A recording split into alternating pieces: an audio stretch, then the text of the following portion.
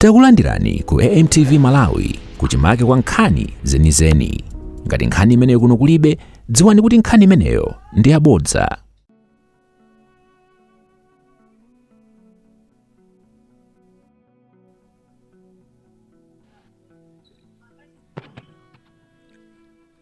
Welcome back, honorable members. And I call upon the chair for cluster on health, cluster number 2.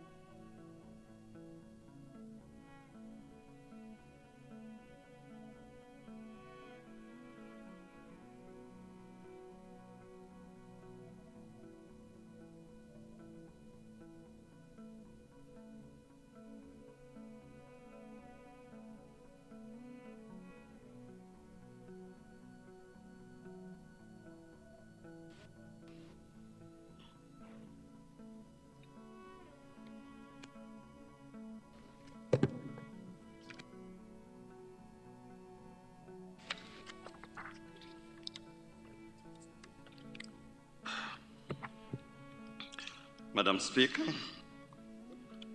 it is an honor and a privilege for me this afternoon to stand before the House to present a report on Cluster 2 of Health upon considering and scrutinizing 4 votes in the 2025-26 budget, namely the subvented vote 275. This is for the Nurses and Midwives Council of Malawi, the National AIDS Commission, the Medical Council of Malawi, and the vote number 310 for the Ministry of Health. The cluster summoned all controlling officers for the votes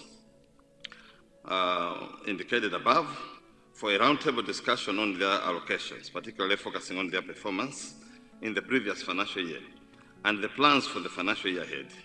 Allow me, Madam Speaker, at this juncture to present some of the pertinent observations made by the committee upon hearing presentations from the controlling officers.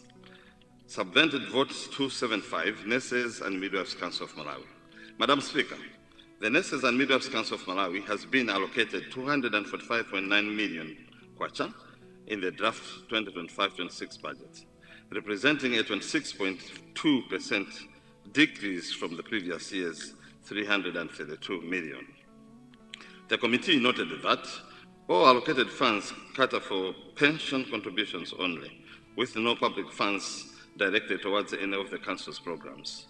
The committee also noted that the 26.2% decrease was too much for a cut compared to all cadres. Madam Speaker, the committee therefore recommends that the Ministry of Finance should increase the allocation towards the vote, as the nurses and midwives are very key in the health sector. Otherwise, the committee does not accept the 245.9 million allocation to the vote. Madam Speaker, your cluster committee was informed that the Council aims to increase its internally generated revenue by 28%, from 1.3 billion to 1.7 billion. However, the committee noted concerns regarding monitoring and evaluation activities, which have been severely affected by withdrawal of donor support. The committee, therefore, Madam Speaker, recommends reallocation of funds to sustain the M&E activities. Now, on subvented vote number 275, National AIDS Commission. Madam Speaker, the National AIDS Commission has been allocated 5.3 billion kwacha, which is a 10% increase from last year's 4.8 billion. The highest allocation of 2.3 billion, which is 47%, goes to HIV prevention management, followed by 1.7 billion, which is 33%, for management and administration, and 1.2 billion, which is 22.2%, for HIV coordination and capacity building.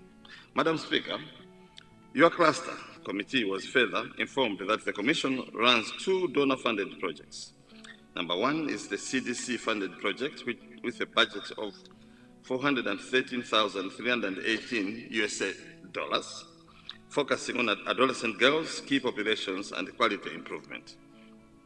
The second one is the Bill and Melinda Gates Foundation project, supporting the blunder prevention strategy, whose funding commitments beyond April 2025 remain uncertain.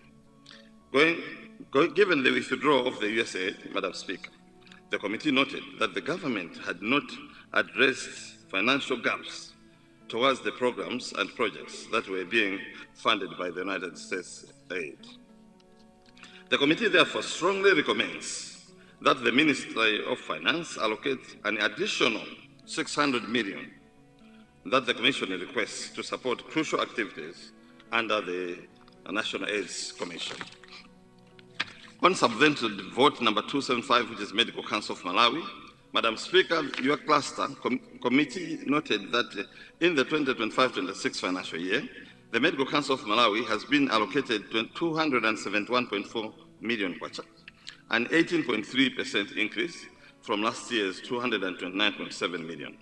The committee was also informed that the Council projects to operate on a 2.38 billion budget, with 78% of its funding coming from internally generated resources. We recommend the Medical Council of Malawi for at least taking the initiative to generate funds from within. Madam Speaker, the committee noted that the Council requires 350 million in total subvention from the government to cover planned activities, and additionally requested for funding to acquire a fleet of vehicles and construction of an office complex. Madam Speaker, the committee therefore recommends that the Ministry of Finance should allocate additional 78 million kwacha for the planned activities and further consider the allocation towards the fleet and the office complex. On vote number 310, which is the Ministry of Health, Madam Speaker, your cluster committee was informed that the Ministry of Health vote has been allocated 374.2 billion in the draft 2025-26 financial year, representing an 8.4% increase from the previous year's allocation of 345.1 billion. Of this allocation, 235.1 billion has been set aside for district health officers. Furthermore, the total health sector budget stands at 609 billion, marking a 9% increase from the previous allocation of 557.5 billion. Madam Speaker, your cluster committee welcomes the increase in other recurrent transactions as ORT allocation to 89.9 billion, reflecting 60% increase from the previous year's 56 billion. Additionally, the budget for medicines and medical supplies has increased by 17% to 42.9%, for 2.9 billion, up from 36.7 billion.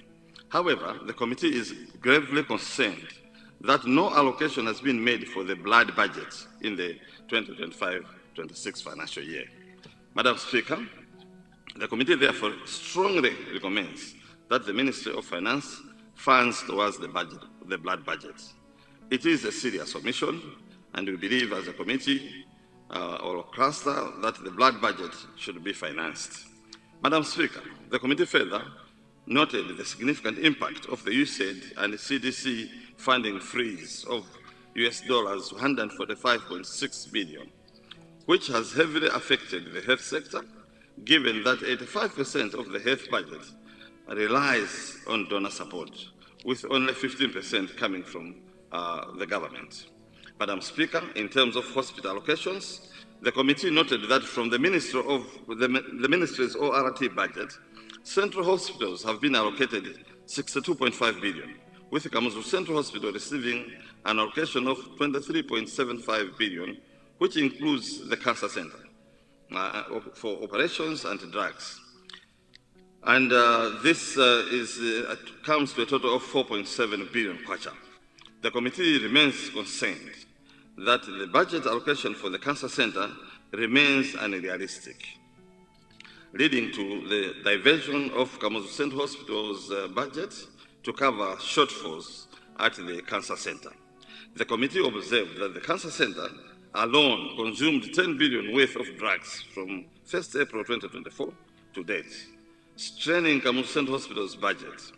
Madam Speaker, the committee therefore strongly recommends that the cancer center should have its own vote and not fall under Kamuzu Central Hospital. As a center that would be unique in this part of the region, the committee further recommends that the center should be given more priority and be given autonomy to have its own administration, as it will be a way of generating funds towards health financing. This we observed because our cancer center, we have been told, will be the best in the region, and therefore it is apparent that there will be some patients coming from the neighboring countries, and therefore we can't continue to finance it or to offer those services for free. Madam Speaker, the committee also noted that the ministry's request for an additional 73.8 billion in funding for critical areas, including the following, Madam Speaker. The first one is they requested 5 billion for ART co-financing. They requested 29.6 billion for cancer center operations. Number 3 is 7.6 billion for district hospital blood budget. They also requested 20 billion for district hospital medicines. Number 5, they requested 4.8 billion for central hospital medicines. Number 6 is 1 billion kwacha for training of health workers. Number 7 is 1 billion kwacha for procurement of vaccines. Number 8 is 500 million for charm service level agreements. And number 9, and other critical areas such as medical equipment, procurement, and the maintenance. We believe that as a cluster, we believe that the Ministry of Finance should fund the Ministry of Health on these crucial things with an amount of 73.8 billion.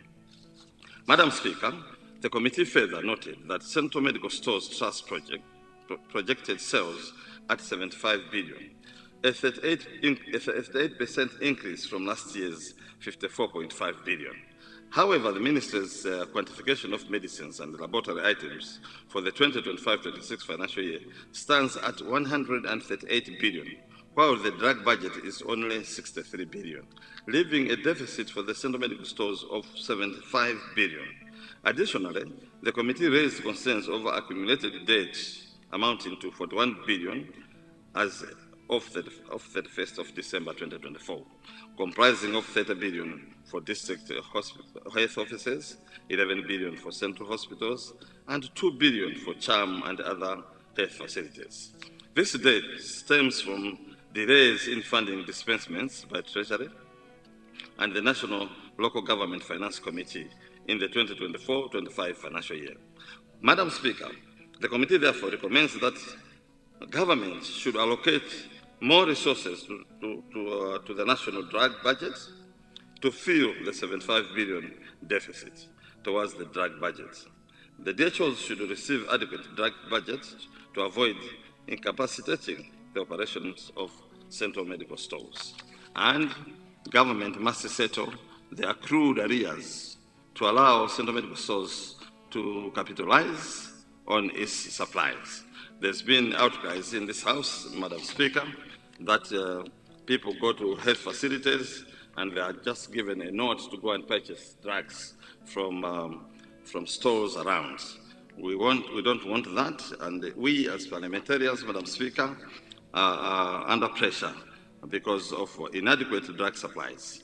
So since there's a deficit for the central medical stores of 75 billion, we urge government to fund central medical stores with that deficit.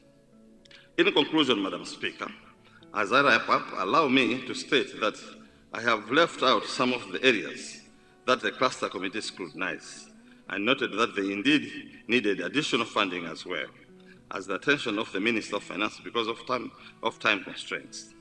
That notwithstanding, the committee considered all issues brought to its attention, and these issues have been extensively covered in our report, which I'm told will be bound together with the reports of other clusters and will be circulated to members at some stage. With these few remarks, Madam Speaker, I hereby beg to move that the report be noted by the House. And Madam Speaker and honorable members, thank you for your attention.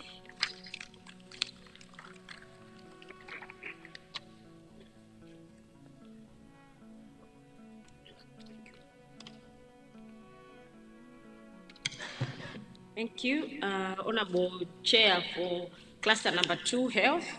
I now call upon Chair for Transport Cluster, Public Transport and Public Infrastructure, Salima Southwest.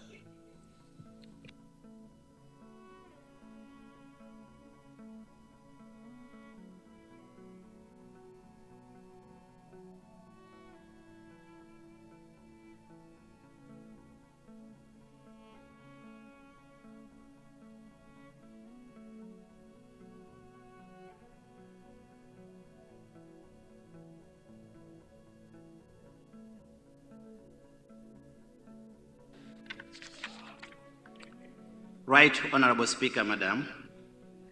It is a great honor and a privilege for me this afternoon, as I stand before you in this august House, to present a report on key findings by your Cluster Committee on Transport and Public Infrastructure, after scrutinizing various votes in the 2025-26 national budget through discussions with government ministries, departments, and agencies. Madam Speaker, you may wish to note that your cluster number 6 considered the following votes. Vote 130, Minister of Lands. Vote 274 and 420, Roads Fund Administration and Roads Authority respectively. And vote 400, Minister of Transport and Public Works. Madam Speaker, allow me to begin with vote 130, Minister of Lands. Madam Speaker, your cluster committee was informed that in 2025-26, the development budget part 2 has been put at 8.4 billion when compared to the 2024-25 revised budget of 1.9 billion. Madam Speaker, your cluster committee commends government for the upward revision of the development budget part 2 to cater for the development projects being undertaken by Minister of Lands. Your cluster committee, Madam Speaker, was also informed that during the 2024-25 financial year, the ministry collected more revenue amounting to 1.4 billion against the budgeted revenue collection of 1.3 billion, and this represents 107% revenue collection. Your cluster committee commends the Minister of Lands for its efforts in enhancing revenue collection. The committee calls upon the ministry to continue working hard in its revenue collection drive as the biggest landlord in the country.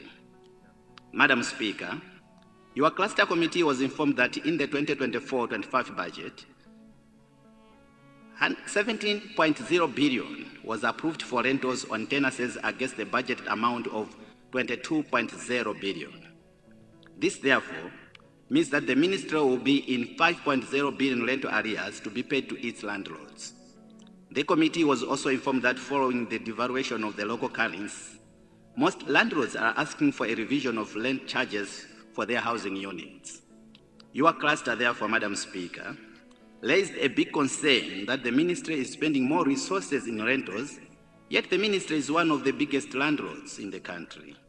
Your committee, therefore, commends that the ministry should consider constructing its own office buildings and dwelling houses for senior government officers, as it is doing with the initiative of construction of houses for security officers.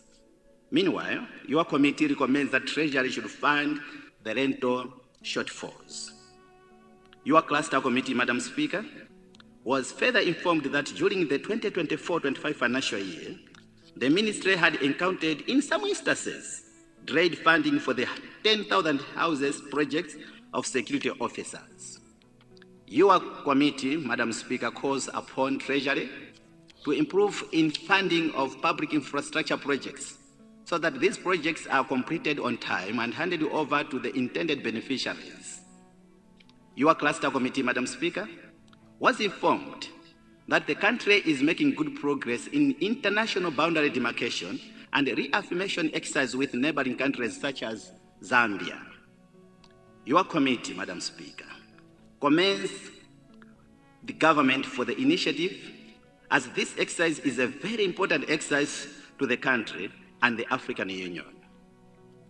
With respect to Vote 274 and 420, which are run Road Fund Administration and the Roads Authority respectively, your cluster committee, right, Honorable Speaker, Madam, was informed that in the 2024-25 financial year, Vote 274, Development Budgets Part 2, was revised upwards to 220.4 billion Malawi kwacha from 90.0 billion Malawi kwacha to cater for the devaluation of the Malawi kwacha as a resultant escalation in prices for construction materials. However, as at March 2025, government-funded Roads Fund Administration, 131.8 billion Malawi kwacha, representing 60% budget utilization. Your cluster, Madam Speaker, bemoans the underfunding of this Vote 274 as it resulted in delayed completion of some road projects. The committee, therefore, calls upon Treasury to improve the funding levels for public roads. Madam Speaker, your cluster was informed that the Roads Fund Administration is owned 161.7 billion Malawi kwacha in fuel revenues by the Malawi Energy Regulatory Authority, MERA. As such, the RFA is failing to carry out maintenance projects of some roads in the country. Your cluster committee, Madam Speaker, therefore recommends that MERA should consider remitting the collected fuel revenues to Roads Fund Administration. Your cluster committee, Madam Speaker, noted that in the 2025-26 budget estimates, Development Budget Part 2, Roads Fund Administration has been reduced to 220.5 billion in the 2024-25 financial year, revised budget to 160.6 billion, representing 27% budget decrease. Your cluster committee, Madam Speaker, recommends that government should consider increasing the budget during its mid-year budget review to enable the Roads Fund Administration to fund its outlined projects. Madam Speaker, your committee was informed that in the 2024-25 financial year, Roads Fund Administration managed to utilize 85.0 billion Malawi kwacha against the budget of 128.3 billion Malawi kwacha of donor resources, representing 67% utilization of these donor resources. Your cluster committee is greatly concerned with this development and recommends that Roads Fund Administration and Roads Authority should increase their capacity to utilize donor resource absorption. Your cluster committee, Madam Speaker, with respect to Vote 400, which is Minister of Transport and Public Works, was informed that in the 2025-26 budget estimates, the ministry's budget has been provided 102 billion Malawi kwacha against the 2024-25 revised budget of 68.6 billion Malawi kwacha. The committee noted that again, Development Budget Part 1 is part of the budget that has been significantly provided for under this Vote 400. Madam Speaker, your cluster committee commends government for the increase in the development budget to cater for development projects being undertaken by the Ministry of Transport and Public Works. Madam Speaker, your cluster committee was informed that during the 2024-25 financial year, the minister's revenue collection was at 4.8 billion Malawi kwacha against a budget of 6.3 billion Malawi kwacha. Your committee noted that the ministry continues to heavily rely on civil aviation in respect to revenue collection. Your cluster committee, therefore, bemoans the under collection of revenue collection, which mainly comes from airport fees and charges. Your committee recommends the ministry to diversify its revenue drive, as there are other equally capable departments within the Ministry of Transport and Public Works that can generate more revenue. Madam Speaker, your cluster committee was informed that the construction of Luo Bridge is an ongoing project, despite the fact that the project is facing more challenges emanating from climate change challenges as Ruo River keeps on changing its courses. Your committee, Madam Speaker, recommends that the statement made in the budget document number 6 on the abandonment of Ruo Bridge construction project be withdrawn as requested by the ministry, since the project is still work in progress. Madam Speaker, your cluster committee was informed that during the 2024-25 financial year, government eliminated 2 water transport concessions operated through the Malawi Shipping Company and Malawi Ports Company because of the underperformance of the 2 concessions. As such, government was in the process of reactivating the Malawi Lake Services Limited. Your committee, Madam Speaker, commends government for the bold decision taken as the 2 concessions were not serving Malawians well. The committee recommends that government should be prudent in its process of reactivating the Malawi Lake Services Limited. Let me conclude, Madam Speaker, by expressing my appreciation to you for your support to all the parliamentary committee clusters, including mine, in particular this cluster number 6. Let me also express the cluster's sincere gratitude to the Office of the Clerk of Parliament and the Secretariat for the technical, procedural, and logistical support rendered to the cluster committee during its meeting. I would also like to thank all government ministries, departments, and agencies for their input and explanations on the issues that were raised by your cluster number 6, transport and public infrastructure, during its meetings. With these remarks, Madam Speaker, I thank you and the whole House for the attention. Thank you so much. Thank you very much, Chair. Transport and public infrastructure. Chair, can you switch off the mic for us, please? Thank you.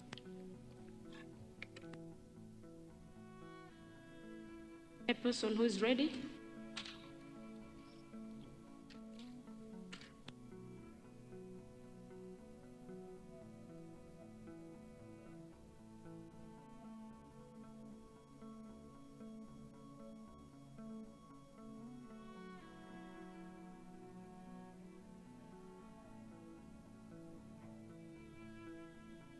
Chairpersons, what's going on? How come our reports are not ready?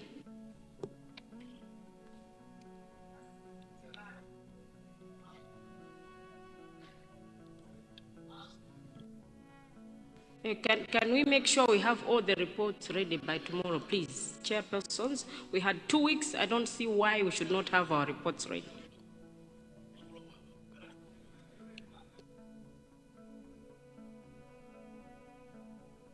Legal Affairs, where's the report? Social, where's the report?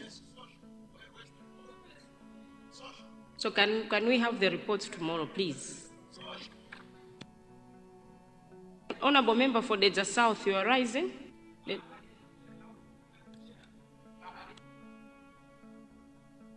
Members, we still have time. Can I get... Oh, you're ready, Chair. Yes. Thank you, Madam Speaker. On behalf of the cluster on social and local authorities, we are still working on some areas because we want to get feedback from the Minister of Finance. So we cannot make the final conclusions until we get that final feedback. So by tomorrow, I hope we'll have the whole report completed, Madam Speaker. Apologies. So, thank you.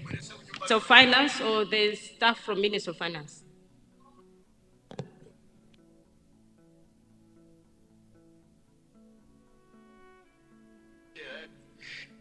Madam Speaker, thank you. Because there were some queries in terms of the presentations from different MDAs. So we would like to get direct answers from the minister himself before we make our conclusions.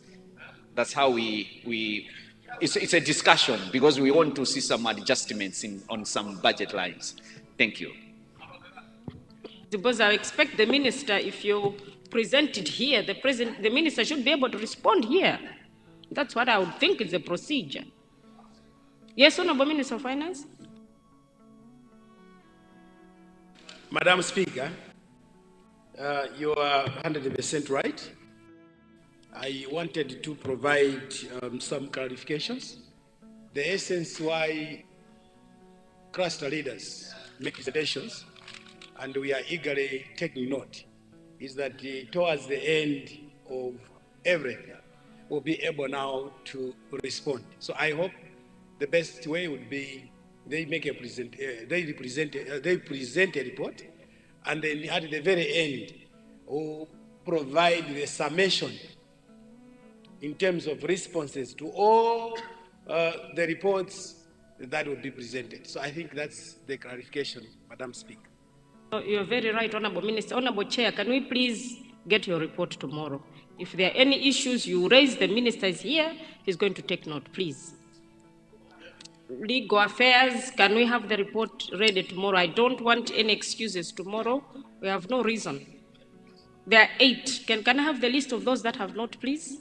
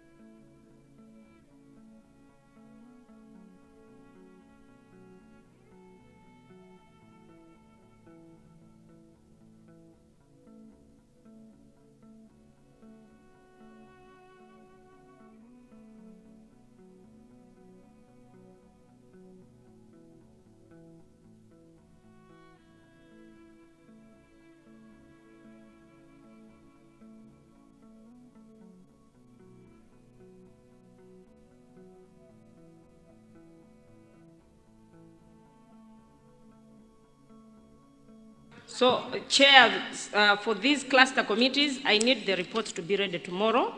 Agriculture, trade, legal affairs, international relations, natural resources, education, social, public accounts, and commissions.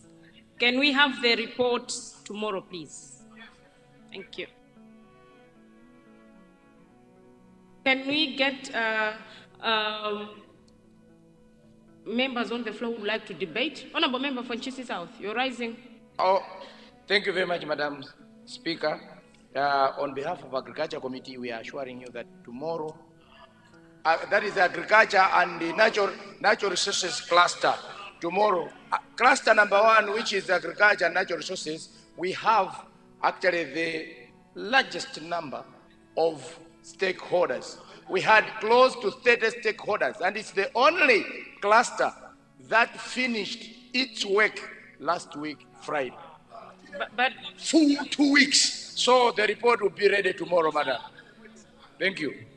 Thank you, Honorable Deputy Chair. But how come if you were ready by Friday and your report is not ready? Are you not contradicting yourself there?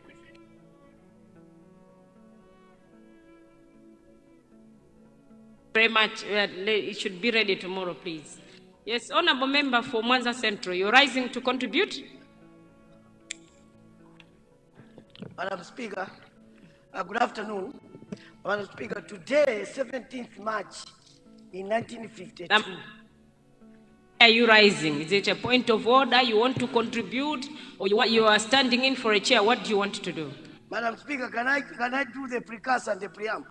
Madam Speaker, today... But I know it's a preamble, but what I want to know is you're standing because you want to do what? Madam Speaker, I'm standing. Thanks so much for recognizing Mwanza Central. Today, 17th March, is St. Patrick's Day. And the ecclesiastical calendar demands that on the 17th March, we have to respect particularly speakers that are female, like you, Madam Speaker. It is so important because the church's magisterium is that it encourages mothers to send their kids to school. And St. Patrick's, as a known academician and a proponent of higher education in the Catholic traditions, according to the teachings, proposes that those people who have achieved things in life, like you, Right Honorable Madam Speaker, Madam, must be recognized. So as we celebrate St. Patrick's Day today in the Catholic Church, I invite you, Right Honorable Madam Speaker, to that celebration, regardless of being a Lenten period. I just want to make that announcement, Madam Speaker, but to encourage you and congratulate you because you have achieved heights because of faith, intellect. Thank you so much, Madam Speaker. Thank you. Thank you very much, Honorable Member for Mwanza Central. Honorable members, anybody ready to take the floor? Leader, please guide us. I don't have takers on the floor.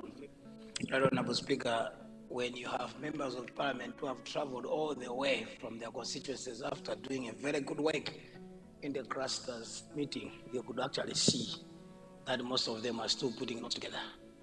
And therefore, it would be proper that we have an early adjournment so that we meet tomorrow to continue the deliberation. I beg to move. Thank you very much, Honorable Leader. Honorable members, I now put the question. The question is that we waive all relevant standing orders in order for us to have an early adjournment so that people can go and complete their reports. Those of that opinion say aye. Those of the contrary view say no. The ayes have it and the motion is carried. Leader, guidance.